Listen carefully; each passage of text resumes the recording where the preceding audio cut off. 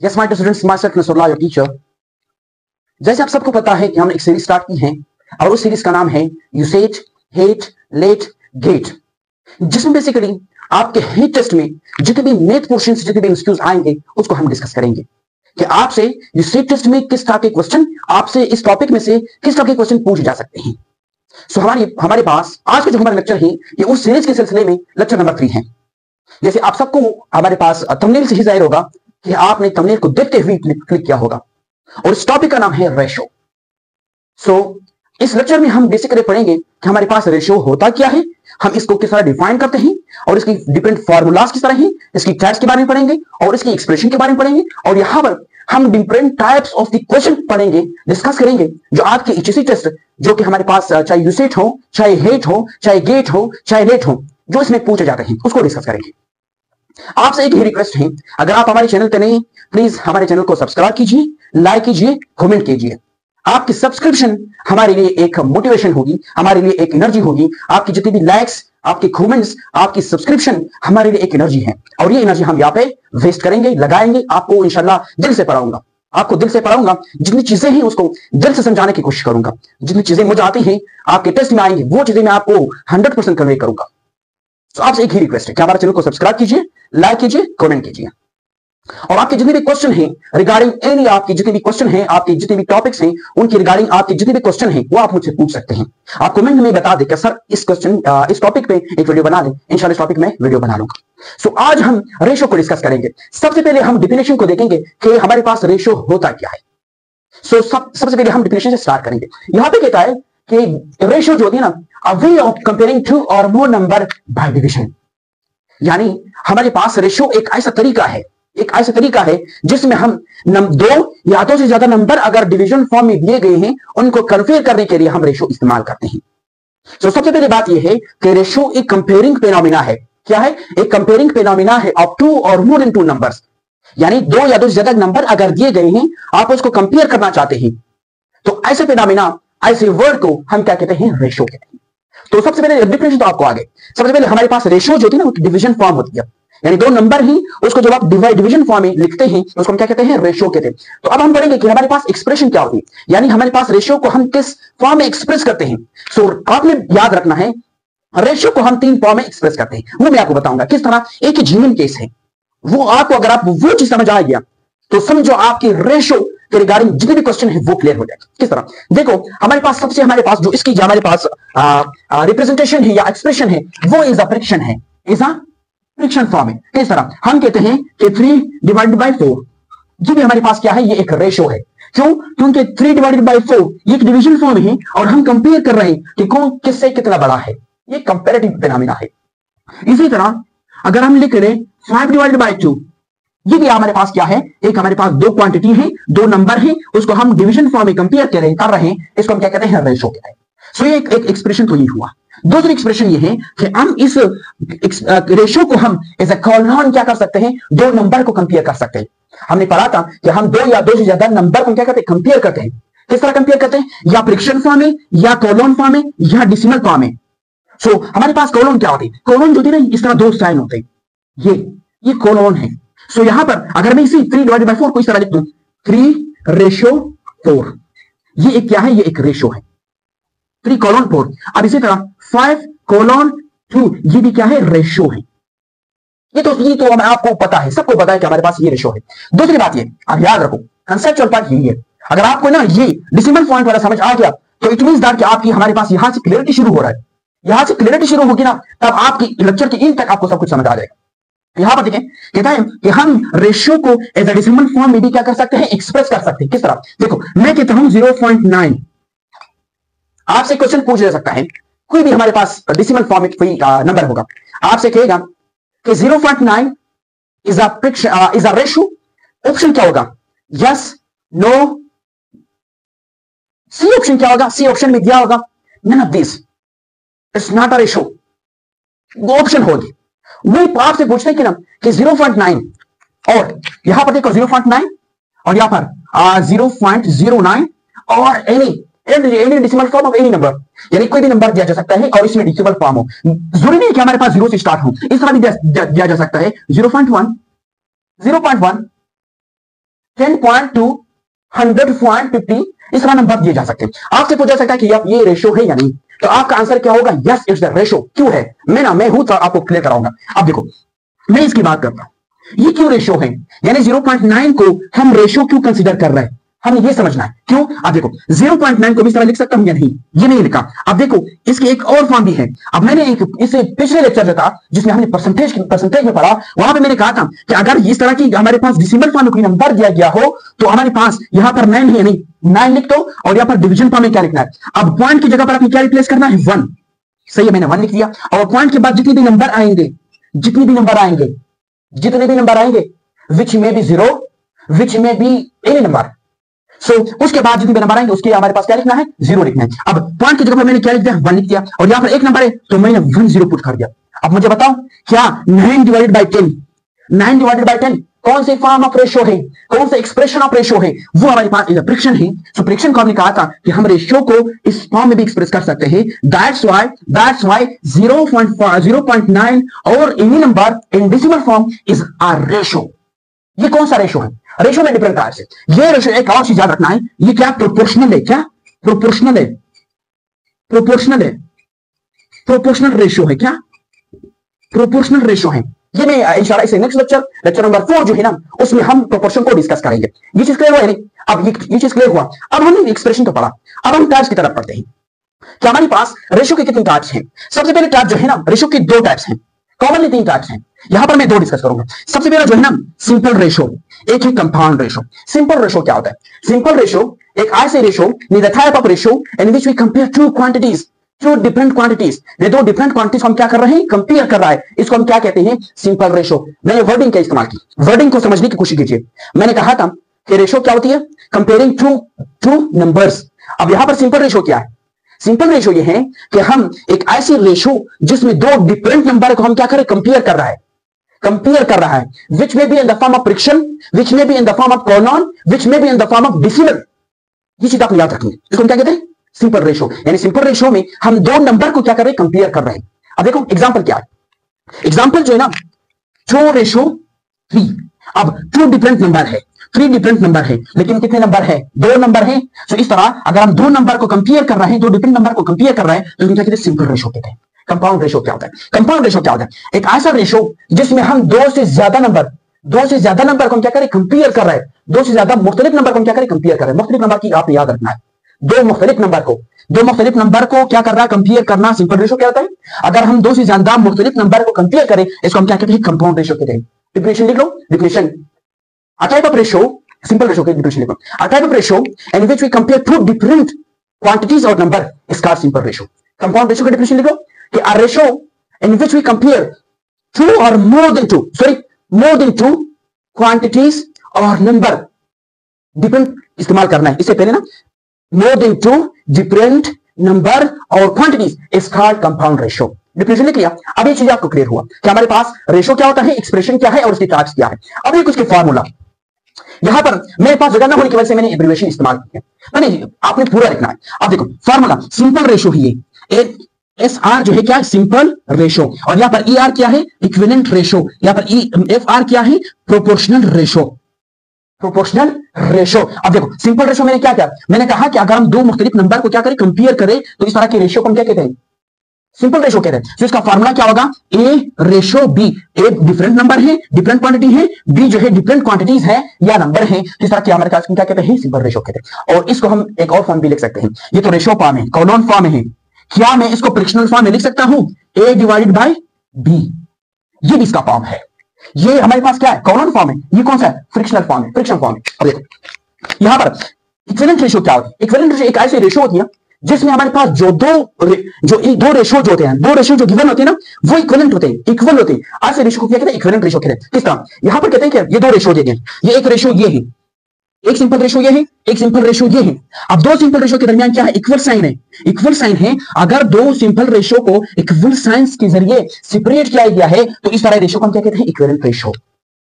Equivalent ratio यानी यहां पर 2 सिंपल रेशो क्या है?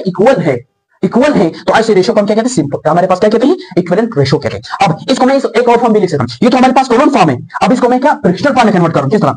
A divided by B ratio, sorry यहां पर ratio C divided by D, ये भी इसका क्या है, फॉर्म है। ये हमारे पास कौन सा फॉर्म है, ये हमारे पास क्या कॉलोन फॉर्म है, ये हमारे पास ये कौन सा फॉर्म है, ये फ्रिक्शन फॉर्म है। अब देखो प्रोपोर्शनल रेशो क्या होती है, प्रोपोर्शनल रेशो ऐसी रेशो होती है कि अगर दो सिंपल रेशो दिए गए हो और वो क्या हो, प्रोपोर्शनल हो। प्रोपोर्शनल का मतलब ये है कि ये जो रेशो है ये इसके बराबर हो, ये रेशो जो है इसके बराबर हो और ये रेशो इसके बराबर हो। So such type of ratio is called proportional ratio. जिसको हम इंशाल्लाह नेक्स्ट लेक्चर में, लेक्चर नंबर 4 जो होगा वो प्रोपोर्शनल रेशो, प्रोपोर्शन के बारे में होगा, उसमें डीपली डिस्कस करेंगे। मेरा मकसद क्या है, मेरे कहने का मकसद ये है कि रेशो एक ऐसा प्रोसेस है, एक ऐसा तरीका है जिसमें हम दो या दो से ज्यादा नंबर या क्वांटिटी जो दिए गए हैं उनको कंपेयर करना कि जो फिनोमेना है, जो वर्ड है बाय डिवीजन मेथड, इसको हम क्या कहते हैं, रेशो कहते हैं। अब आपसे किसी के टेस्ट में किस तरह के क्वेश्चन पूछे जाते हैं ये तो हमने सिंपली डिस्कस की। अब यहां पर हम डिस्कस करेंगे कि आपसे किसी test, head test, usage test, gate test और लेट टेस्ट में किस तरह के क्वेश्चन पूछे जा सकते हैं वो डिस्कस करेंगे। अब देखो क्वेश्चन टाइप 1 क्वेश्चन को देखो। टाइप 1 क्वेश्चन ये कह रहा है कि find the ratio of 18 Apple. यहां पर वर्डिंग समझने की कोशिश कीजिए। आफ्टर वर्डिंग जब आपको एक क्वेश्चन की हमारे पास सेंटेंस समझ आ गया, उसके बाद उसको सोल्व करना इंतहाई आसान होगा। अब देखो कि फाइंड द रेशियो, अच्छा मुझे क्या करना है, रेशियो को क्या करना है, फाइंड करना है। दूसरी बात कहता है यहां पर 18 एप्पल दिया गया है, क्या 18 एप्पल, ये find the ratio of 18 apple to the 12 orange. मुझे एप्पल और ऑरेंज की रेशियो मालूम करना है जो दिए गए हैं। अब यहां पर 18 एप्पल दिया गया है और यहां पर 12 ऑरेंज दिया गया है, कहता है इसकी रेशियो मालूम करो जो बास्केट में मौजूद है। बास्केट एक हमारे पास एक ऐसी अकेला चीज होती है, स्ट्रक्चर होती है, उसमें रखे गए कि एक हमारे पास बास्केट है, उस बास्केट में हमारे पास क्या है, 18 एप्पल है और 12 ऑरेंज है। कहता है इसकी रेशियो मालूम करो। एक चीज मैं बता दूं, आपने रेशियो में कभी गलती नहीं करना है। अब आपसे क्या क्या चीज, कौन सा रेशियो मांग रहा है, कौन सा रेशियो, गलती नहीं करनी। आप कह रहे कि एप्पल और ऑरेंज का रेशियो मालूम करो, एप्पल और ऑरेंज की रेशियो आपसे मांग रहा है। इस तरह नहीं कि आपने ऑरेंज इस तरफ लिखा हो और हमारे पास एप्पल इस तरफ लिखा हो। सो इट हमारे पास यहां पर इस तरह करोगे तो आपका जो ऑप्शन होगा वो इनकरेक्ट ऑप्शन आएगा, इस वजह से आप कंफ्यूज होंगे। तो आपने उस जो क्वेश्चन है उसकी हमारे पास जो वर्डिंग है, जो हमारे पास अंडरस्टैंडिंग है, जो क्वेश्चन में हमारे पास आइडिया मौजूद है, उस आइडिया को आपने समझना है। अब देखो कि आपने एप्पल और ऑरेंज की क्या मालूम करना है, रेशियो मालूम करना है। मैंने कॉलम में क्या किया है, कॉलम एक्सप्रेस की है। आप कहते हैं 18 क्या है, 18 एप्पल है, मैंने क्या मालूम करना है, इन दोनों की रेशियो मालूम करना है, एप्पल और ऑरेंज की रेशियो मालूम करना है। कितने एप्पल है, 18 एप्पल है, 12 ऑरेंज है, इसकी रेशियो मैंने मालूम करना है। अब आसानी के लिए मैं काम कर रहा हूं, मैं इस कॉलम फॉर्म को, इस जो कॉलम फॉर्म है मैं इसको फ्रिक्शन में कन्वर्ट करता हूं। जस्ट इसको कॉलम की तरह, इसको किस तरह कन्वर्ट करेंगे, जो 12 है ना इसके साथ इसको डिवाइड कर दो। अच्छा मैंने डिवाइड कर दिया तो हमारे पास ये फॉर्म आपके साथ बनता है। अब देखो ये आ गया, आपको कितने रेशियो फाइंड करो, आपने सिंपलेस्ट रेशियो फाइंड करना है। सिंपलेस्ट रेशियो क्या होता है, यानी ये नंबर जो दिए गए ना फ्रिक्शन फॉर्म में, आपने उस वक्त तक उसको डिवाइड करना है किसी भी नंबर से, उस वक्त तक जहां तक उसको और डिवाइड करने की पॉसिबिलिटी खत्म हो जाए, वहां पर डिवाइड करने की पॉसिबिलिटी खत्म हो जाए, तब आपका सिंपलेस्ट रेशियो होगा। किस तरह, मैं आपको इसको सॉल्व करने की कोशिश करूंगा। अब देखो क्या है, अब देखो कह रहा है 18 डिवाइडेड बाय 12, अब टू के सबसे पहले डिवाइड कर दो। एक मिनट इसको खत्म कर दो, अब टू के सबसे पहले इसको डिवाइड कर दो। अब मैं कहता हूं ना कि 2 6 12 2 9 18, ये तो हुआ। अब फिर भी इसमें पॉसिबिलिटी है कि हम इसको किसी भी टेबल जो है ना उसको डिवाइड कर दो। किससे होता है, 2 से नहीं होता, 2 टेबल से नहीं होता, 3 से होता है। किस तरह, 3 2 6 3 3 9, अब यहां पर 3 और 9। अगर ये ऑप्शन, अगर किसी भी ऑप्शन आपको इस तरह फ्रिक्शन फॉर्म में दिया गया था, तब आपका आंसर ये होना चाहिए। लेकिन एक्चुअली आपका आंसर इस फॉर्म में नहीं दिया जाता, आपको इस फॉर्म में दिया जाता है कि 3:2। अब मैंने इस कॉलम फॉर्म को पहले फ्रिक्शन में चेंज किया, लेकिन इसके आंसर को फ्रिक्शन को वापस कॉलम में कन्वर्ट कर दिया। एक ही बात है, काम यहां से पकड़ो या यहां से पकड़ो, एक ही बात है। मैंने सिर्फ और सिर्फ आपकी आसानी के लिए कि आपको यहां पर डिवीजन में आपको क्या, डिवीजन में क्या मसला ना हो, मैंने इस कॉलम को फ्रिक्शन में कन्वर्ट किया है। आपका आंसर ये आना चाहिए। सो आपका जो आंसर है वो ये है। सो ये तो मैंने एक क्वेश्चन कराया है आपको एनके एकेडमी की तरफ से नोट्स भी मौजूद है और प्रैक्टिस बुक भी मौजूद है। उस नोटबुक में जो आपको एनके एकेडमी की जो नोट्स है उसमें ना टाइप 1 के हमारे पास तकरीबन 7 क्वेश्चन मौजूद हैं। इसी तरह टाइप 2 के तकरीबन 7 क्वेश्चन मौजूद है और इसी तरह क्वेश्चन नंबर 3 के इसी तरह 7 10 क्वेश्चन मैंने कराए, आप ही के लिए बनाए। सो अगर वो आप लेना चाहते हैं तो उसका प्रोसीजर मैंने कंप्लीट बताया है। और दूसरी बात यह है, मैंने एक ग्रुप बनाया है, आप ही के लिए बनाया है, आप ही की प्रिपरेशन के लिए बनाया है। आप अगर यूसेट की प्रिपरेशन कर रहे हैं, आप हेट की प्रिपरेशन कर रहे हैं, आप गेट की प्रिपरेशन कर रहे हैं, आप लेट की प्रिपरेशन कर रहे हैं, तब भी आप ये नोट्स इस्तेमाल कर सकते हैं। और मैंने ग्रुप बनाया है और उस ग्रुप को आप ज्वाइन कर सकते हैं। और उस ग्रुप की खासियत यही है, आप एनी टाइम मुझसे एनी टाइम आप ग्रुप को ज्वाइन कर सकते हैं और एनी टाइम आप हर वक्त मुझसे वो नोट्स ले सकते हैं। और उसका प्रोसीजर, कंप्लीट प्रोसीजर मैं डिस्क्रिप्शन में भी बता दूंगा कि आप किस तरह ले सकते हैं, और ग्रुप को ज्वाइन करने के बाद भी मैं आपको वही तरीका बता दूंगा। सो ये क्वेश्चन, ये टाइप 1 क्वेश्चन हो गया। अब टाइप 2 क्वेश्चन की तरफ देखो, कहता है कि if a ratio b is equal to 2:3 and b ratio c is equal to 1:4, कहता है कि find a ratio b ratio c। ये आपकी हमारे पास टेस्ट की बैकबोन यही है, बैकबोन यहां से स्टार्ट होगी। आपकी इस तरह के क्वेश्चन सबसे डिफिकल्ट क्वेश्चन यही है। मैं तो यहां पर कहता ना, आपकी रेशियो में सबसे डिफिकल्ट क्वेश्चन यही है। आपको कहता ना कि आपको ए रेशियो बी दिया गया है और बी रेशियो सी दिया गया है, आपको कहता है A ratio B ratio C की वैल्यू फाइंड कर दो, ये फाइंड कर दो। अब टेंशन एक ही है, मैं तो फाइंड कर सकता हूं किस तरह। अब देखो, ए रेशियो बी मैंने लिखा है कि 2:3 के बराबर है, okay. B ratio C is equal to 1:4 के बराबर है। एक ही चीज मुझे टेंशन देनी, वो क्या है? अब देखो यहां पर देखो, ए की वैल्यू तो हमारे पास 2 है, ए की वैल्यू 2 है, ए की वैल्यू क्या है? 2 है, और बी की वैल्यू 3 है। अच्छा सही है। और यहां पर बी की वैल्यू क्या है? 1 है, और यहां पर सी की वैल्यू क्या है? 4 है। एक ही चीज मुझे इस क्वेश्चन में भी हमारे पास टेंशन दे रहा है, वो क्या है? वो यहां पर देखिए, यहां पर बी क्या है? बी कॉमन है, यहां पर बी आ रहे हैं, यहां पर बी आ रहे हैं। ए की वैल्यू तो सेम है, 2 है, और सी की वैल्यू 4 है। अब यहां पर बी की वैल्यू 3 आ रहे हैं। इस रेशो में हमारे पास, इस रेशो की बात करो, यहां पर बी की वैल्यू क्या है? 3 है, और यहां पर बी की वैल्यू क्या है? 1 है। तो मुझे कौन सा लिखना है, वो मुझे टेंशन दे रहा है। इसको सॉल्व करने के लिए ना, इस टेंशन को खत्म करने के लिए मैं एक काम आपको बता रहा हूं कि अगर इसको आपने क्या करना है, इन दोनों बी की जो वैल्यू है, इन दोनों को आपने क्या लाना है? सेम लाना है। कोई भी नंबर हो सेम आ जाए तो इसको सिंप्लीफाई कर दो, इस प्रोसेस के तरीके हम क्या कर दो? सिंप्लीफाई कर दो, तब जाकर आपका वही आपका आंसर होगा। इस तरह मुझे क्या करना है, इन दोनों को जो बी है उसकी वैल्यू को सेम करना है। तो मैं क्या करता हूं, ये जो रेशियो है इसको किसी भी नंबर से मल्टीप्लाई करता हूं, इस तरह। अब देखो, मैं इस पूरे टर्म को, इस रेशियो को, ये जो रेशियो दिया गया है, मैं क्या करता हूं, इसको 3 से मल्टीप्लाई करता हूं, किस तरह? 3 1 3 रेशियो। अब 3 जो इसके साथ मल्टीप्लाई हो रहा है, 3 4 12। अब देखो यहां पर बी की वैल्यू क्या है? यहां पर बी की वैल्यू क्या है? 3 है, और यहां पर बी की वैल्यू क्या बन गया? B3 बन गया। यहां पर B3 है। अब हमारे पास मेरे लिए आसानी पैदा हुआ, यहां पर मैंने आसानी क्रिएट की कि हमारे पास B की वैल्यू हमारे पास क्या होगी? 3 होगी, और ए की वैल्यू क्या होगी? अब देखो यहां पर ए की वैल्यू मेरे पास क्या है? 2 है।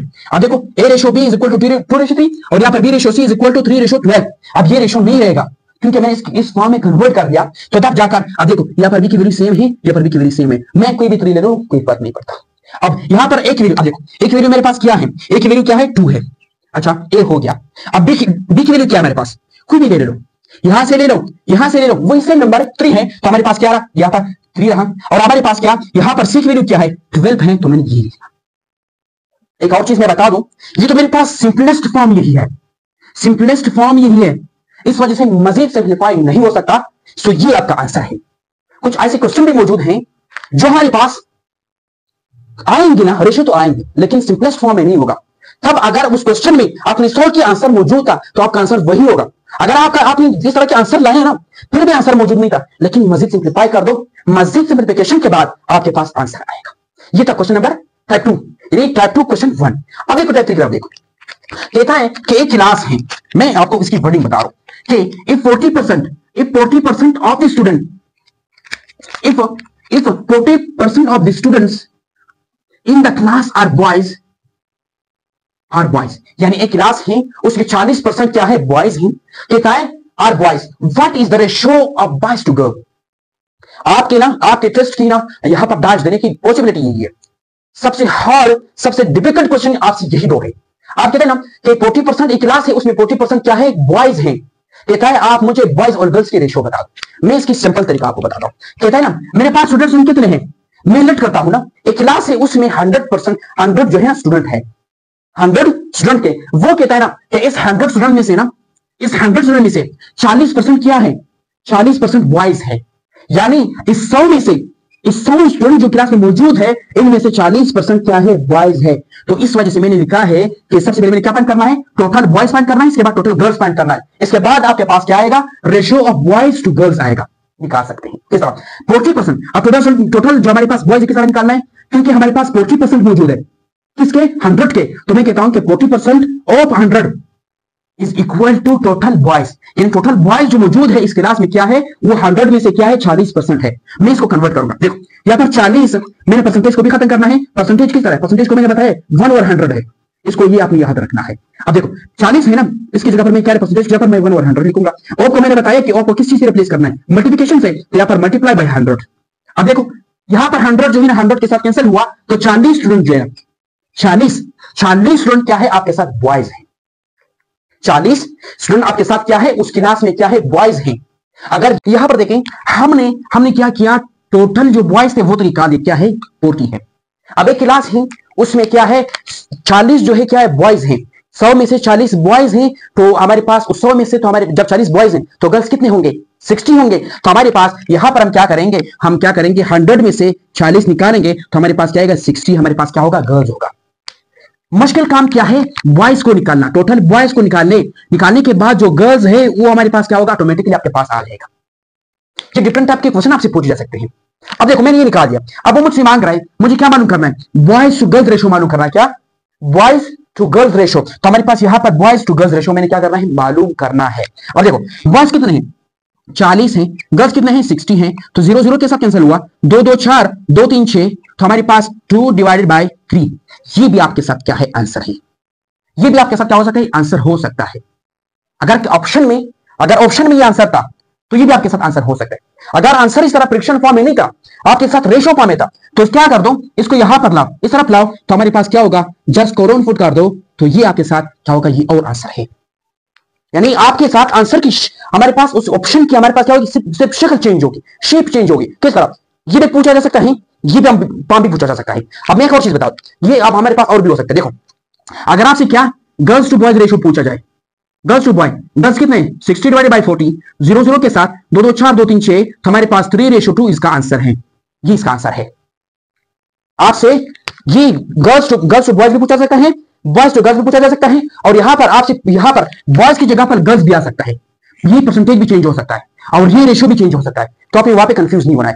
अब टाइप 4 की तरफ देखो, टाइप 4 में क्या रहा है ना कि हमारे पास क्या है, 7a if 7a is equal to 3 के बराबर है, यानी 7a 3 के बराबर है और 3b इज इक्वल टू 7 के बराबर है, then find a divided by, ये मालूम करना है मुझे, क्या मालूम करना है, a divided by b is equal to question mark, मुझे ये मालूम करना है। अब देखो मुझे गिवन क्या है, मुझे गिवन ये है कि 7a इज इक्वल टू 3, मुझे क्या मालूम करना है, a मालूम करना है। तो यहां पर जो 7 है, ये 7 जो इसके साथ मल्टीप्लाई हो रहा है, तो यहां पर आकर क्या हो जाएगा, डिवाइड हो जाएगा, तो 3 डिवाइडेड बाय